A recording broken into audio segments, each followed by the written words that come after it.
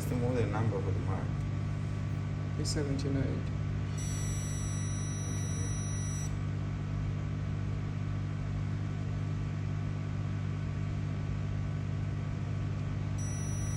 The issue is no power. It's basically for USB-C powered devices. You're expected to get 20 volt on a PPDCA. So this is a working charger. I'll just confirm that. So that's working. So now we want to see what's the input voltage. We're supposed to get 20 volt. But if we get 5 volt, then we have a problem, because it's supposed to be 20 volt, not 5 volt. At 5 volt, the machine is not going to start. So 5 volt is for iPhones and iPad, but for a Mac you need 20 volt. So we want to check the input voltage here. At the fuse here, we check the input voltage. Let's see. So we have 5 volt, 5.16. Yeah. Now that it's supposed to be 20 volt. You check the other port. Let's see what we have on the other port. At the fuse, on the other port we have 5 volts. Now, so two things we get in here. We're getting considerable heat at this region here, and also one of the CD3215, this is the USB-C controller, is also this chip here is also acting up. How do we know that it's acting up? If we check the output of the CDs, we can check that here real quick. So these are the two CDs. So one of the easy ways for you to check the state of the CD3215 is to check the 3.3 volt line, which is the LDO, and obviously the PP342.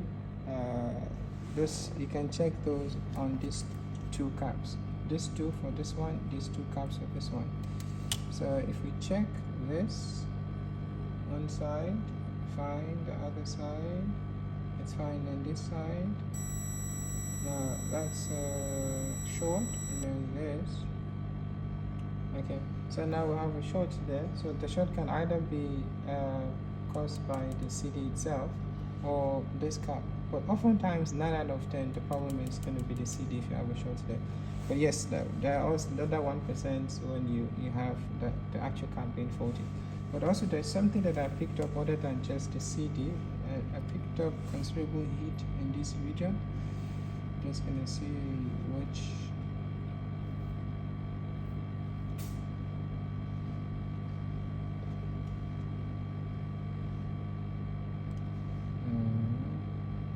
And another another common way to tell which of the CD tends to 15 or which of the channel is faulty, it's if I say, for example, now I'm measuring, so I check my 5 volt here. Let's say I check my 5 volt here, then I check my output. Say output, instead of 3.3 volt, I am getting 0.9999 volt. So ideally I should get 3.3 volt, just like the other section of it. So if that's 0, then I'll put it here. Now because this is the line, that line corresponds with this, and this line corresponds with this. So if I now measure, I check here, that's 3.3 volt, that tells that is healthy, and then I get my 5 volt. Then 5 volt stable. So sometimes you might get a fluctuating 5 volt, but in this case this is 5 volt stable. Now a fluctuating 5 volt also tells you something different, but in this case we're getting 5 volt stable. Now we check our LDO, which is V342. Then we check the second one, we also get 2.96. That's a little low. Let's see what we get here. 3.1. And then the other side is 3.3. Okay, that's then what we see here. 3. Okay, now it's 3.3. Okay, now it's back to 3.3. Now let's see if bit of a heat coming from this area, but the circuitry itself is doing what it should do, because that is a PP342 generation circuitry. Okay, So this happened to be doing what it should do, and then the second, let's just check the second channel again. The second channel, yes, we have 5-volt input. We get 5-volt. Obviously, we're supposed to get 20-volt, and then let's check the LDO. Then we're now getting 1.something volt. It's supposed to be 3.3-volt, just like what we got here. So typically, our primary issue now is going to be on this region. So we inform the client the state of the board, give them a quote, and then we wait for them to approve. Now, what is possible causes of this? So sometimes you have a charger.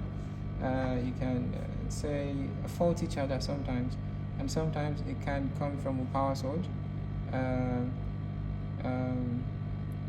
Pretty much. Now, in this particular state, what it means is this machine can still be powered with a secondary power, a secondary power system, for example, battery. So you can still power this machine with a battery, but if there's no power with the charger. And obviously, in the state that it's in now, you cannot charge the machine, and at the same time, there will be no power intake from the machine that is able to basically power the machine, because it needs 20-volt, but at this moment, we're only getting 5-volt. So we just send the client the quote, and then wait